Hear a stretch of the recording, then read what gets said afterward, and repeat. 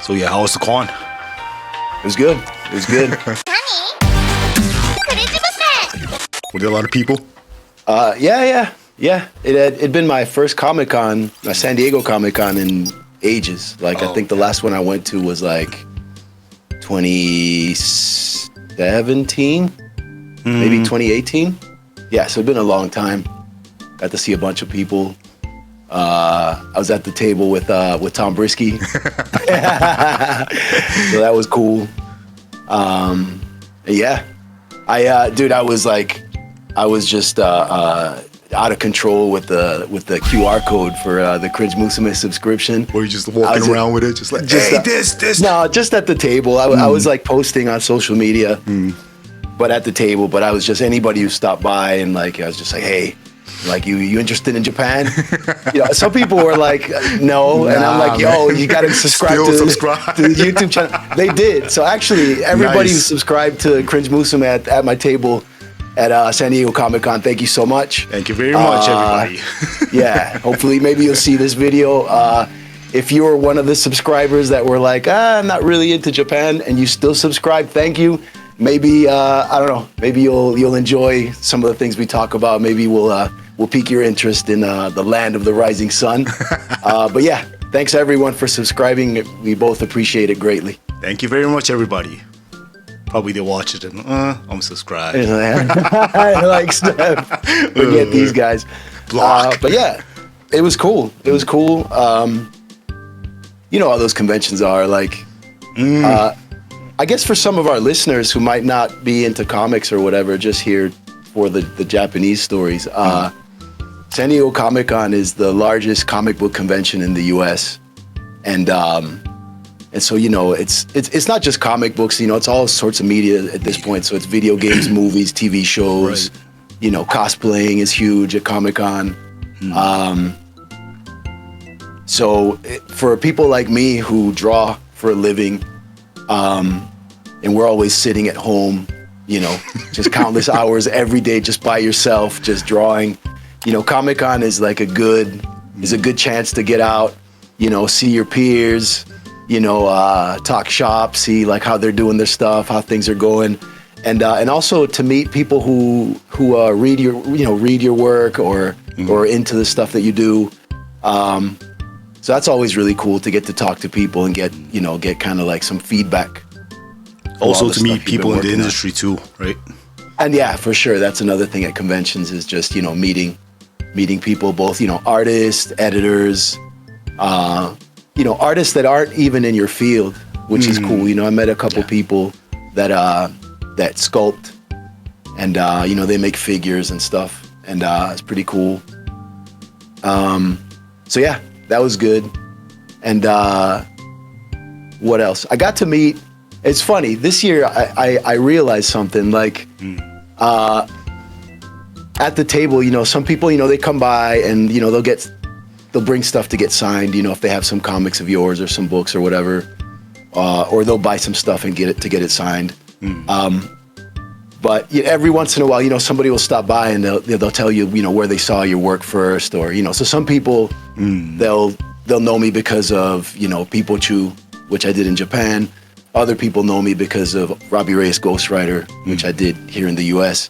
But it's funny now, get young people who are, they like your work, which is awesome. And like, they wanna do what you do. They wanna draw comics, or they wanna work in animation or whatever. And like I'll always ask them, if they're artists, and if, if they have their work with them, I'll look at it and stuff. And, and this year, a couple kids, quote unquote, they were people that I met, or artists that I met when they were, still like in high school, and they're like, oh man, I like your comic. Oh, I want to be like you. Yeah, and like it's cool now. They're coming back and they're like, yo, I'm published. Like, check out my work and stuff. So it's like it's pretty dope. I mean, you have people like that who's already in the industry too, right? What do you mean?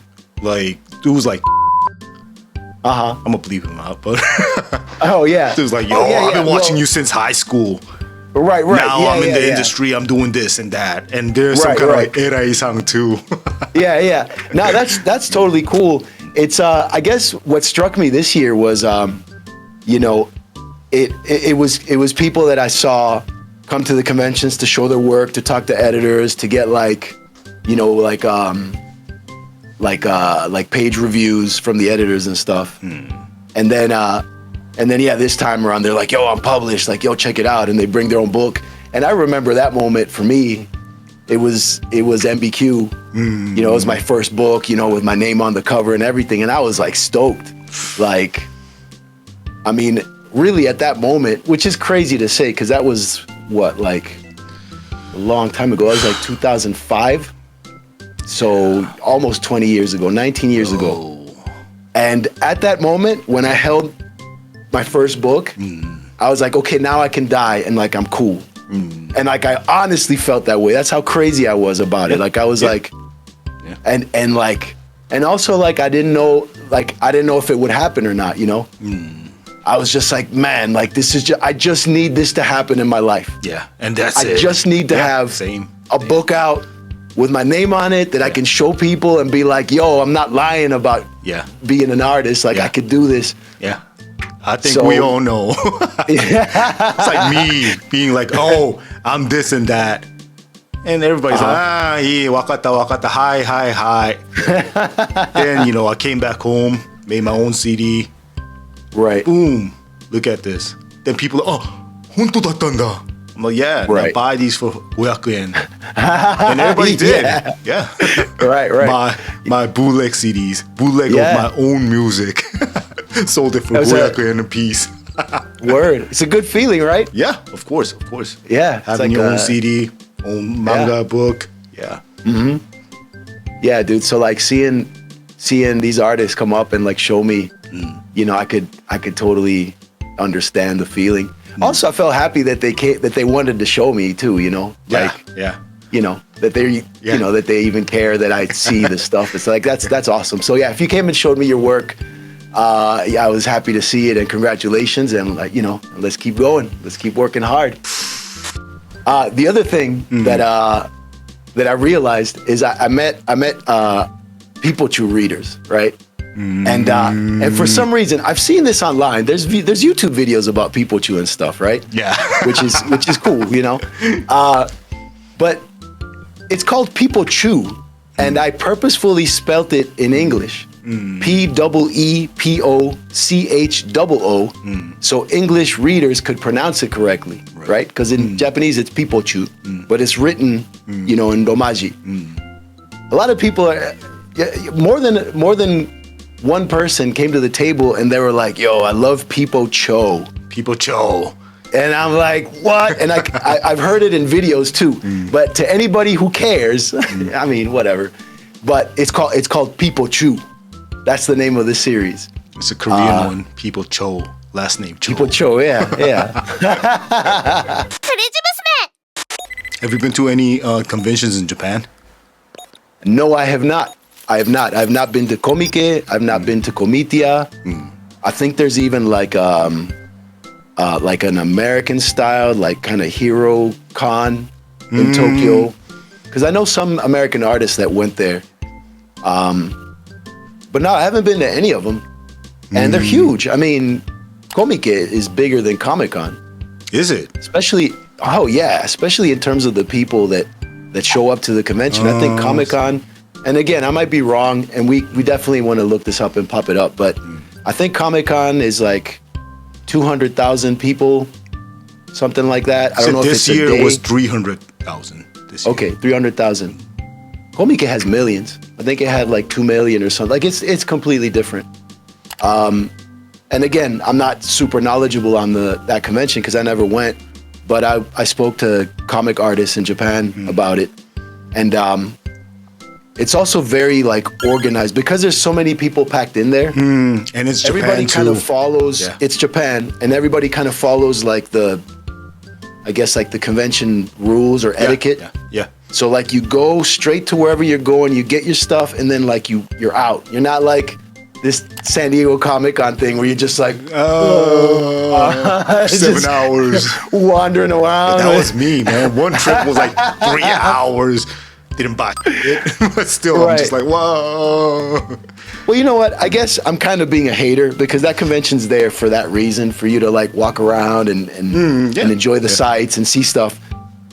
But when you're trying to get somewhere, like you're either trying to get to your table or you're trying to get to a panel or a signing, and like, you know, you didn't have enough time, like then it gets real, like, it's a little bit aggravating, dude, because people, again, that's like me being an asshole because those people are there to enjoy and have fun. Yeah. But when you're like, I'm not gonna make it because people are just like, just like really taking the time. I remember this was when I went to Comic-Con with you, actually. Mm-hmm. I was just walking around, checking stuff out. Then I was trying to return to your table. But then these two girls, like cosplay girls, they're like, you wanted to take a picture? And I'm asking like, you? Yeah. I'm like, not really, but so I took a picture just to be nice. Did you have your camera? Were you recording, like getting footage? And they asked you because they saw. Okay. But then they thought I was even pointing my phone at them. Right. And I'm like, okay. Yeah. Took pictures. Yeah, like, I guess they were being. Yeah. You know, some people are like kind of shy about asking to take a photo. And I mean, I know these cosplayers that I think that's part of the fun of going to Comic-Con is to get your photo taken. And then, you know, I'm sure they go on Google and look up their cosplay to see if they pop up, like San Diego Comic-Con 2024. Right. For sure, dude, for sure. Like, it's like, hey, look at me. Yo, I'm on the internet, yo. These anime, like, cosplay, like, conventions or events in Tokyo, or even in Akihabara. Yo, these guys taking pictures of these girls. Yo,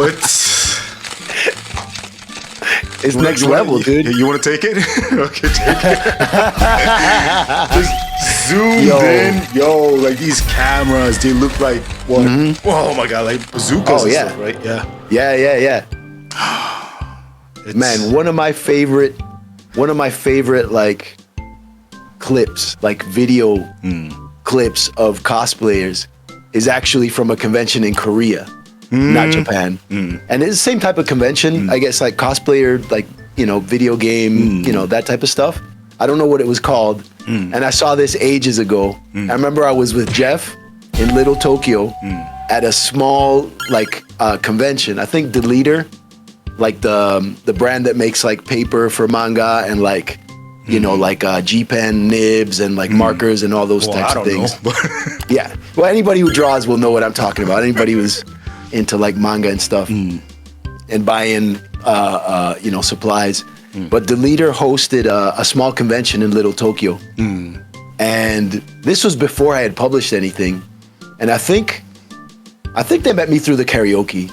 And they were like, oh, look at this kawaii. This guy being cute. He wants to draw manga and stuff. And they were totally cool. They're like, oh, we're doing a convention. You know, we can give you a table. Which, again, thank you, Deleter. Appreciate it. Not me. And guys. And then they were playing footage from different conventions. And I think this was a Korean convention. But it was cosplayers. And, yo, there was this dude with like, you know, one of those swords, like those, you know, like Final Fantasy, like type giant swords, you know. Berserk type stuff. Berserk type stuff, yeah. Like Cloud from Final Fantasy, like, you know, the classic like giant sword. And like the dude was posing, but yo, like the dude was intent. He was posing for that photo and he was like focused, like laser sharp focus, like he was no jokes. And he's just like holding the sword and he's just like, and he was doing all the poses. Like he'd memorized all the poses. So it was all rehearsed. It was all rehearsed. It was like, you seen the fashion models? When they shoot, you know, like multiple, you know, angles and whatever, and they kind of do it like real quick, you know? Yeah. You know, or like our homeboy, never get tired of talking about this dude, G-Dragon, man. Yeah. You know, like just like G-Dragon. Like everything. Yeah. He knows what he's doing. Right? Nothing is just like, who's in? It's like all the angles. He knows where all the cameras at. Yeah. All right, so this cosplayer was like G-Dragon level focus, dude.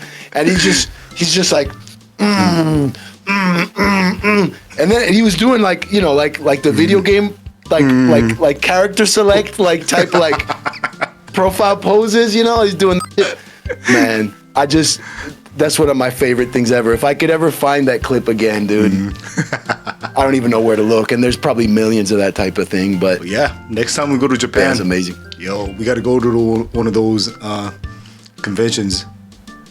Oh, hell yeah. Yeah, it's probably probably held at, what is it, Yurakcho, the Kokusai. It's called like big something? Yeah, big site or some big site right, or something like that, right? Yeah. I always go to those places like the expo or the convention centers because I used to work at conventions, right?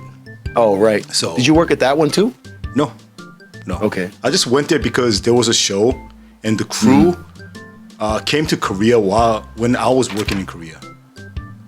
So they're like, Nihon kitara, like come to big site come check it out. We having a show there, so we can drink afterwards. It's not like I care about the show. I already know the show, so just waiting in the back.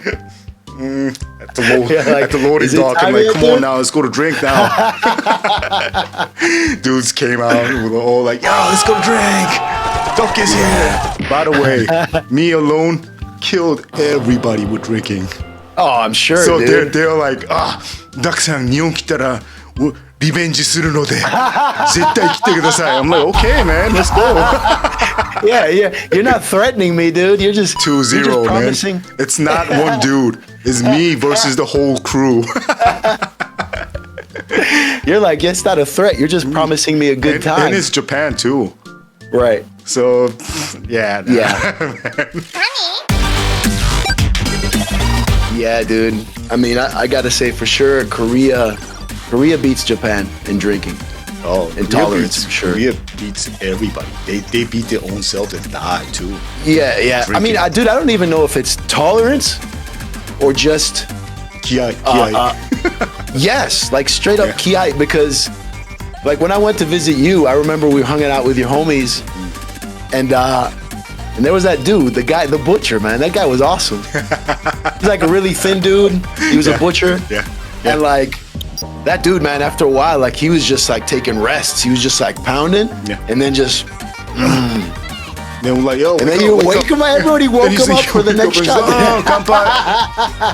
Goes back to sleep on repeat multiple times. Yeah, all night, dude. Yeah, all night. Dude, that's the difference in Japan. Yeah, by the time you're in this mode, like your power down mode, like people kind of let you. They're like, okay, more eat. Oh, that too. Or people just like, shuden dakara, because it's the last train. That's the excuse, dude. Yeah, but then a lot of these guys, like especially in Shibuya, Shinjuku, Kabukicho, of course, like Ikebukuro, like those big drinking places, people, they don't even make it to the station. Oh, they just crash out. Shuden dakara. Then they go out, then I don't know, collapse somewhere and just like. That's why we see so many people sleeping on the street in Japan. Yeah. Or just at the station. I have a whole collection because I used to take pictures of them. Yeah, I used to have a collection till my phone got taken. I still have them, so probably post it on Cringe Musume IG, man. Oh yeah.